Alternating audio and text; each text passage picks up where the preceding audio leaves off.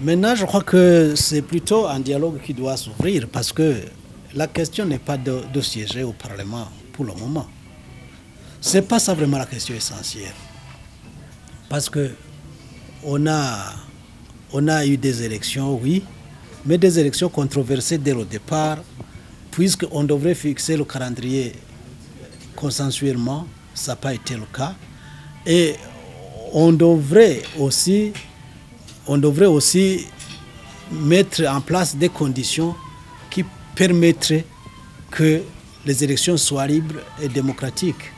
Or, toutes ces recommandations de l'Union africaine, de la communauté est-africaine, rien n'a été fait. Le gouvernement a choisi de faire le forcing et c'est l'unilatéralisme qui a prévalu.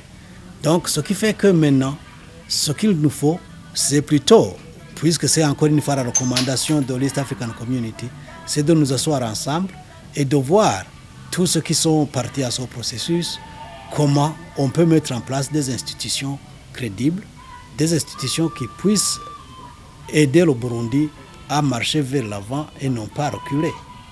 Oui. Puisque ces résultats-là, c'est une élection qui n'est pas crédible aux yeux des partenaires du Burundi. Donc, je pense que plutôt que d'aller droit au mur, autant mieux prendre un peu d'élan.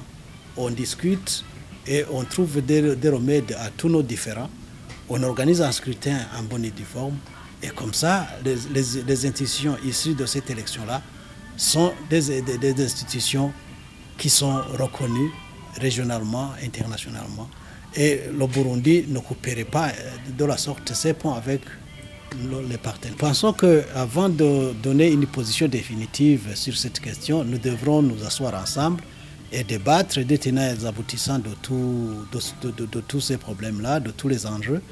Et comme ça, on rendra public quelle est notre position définitive par rapport à ce processus.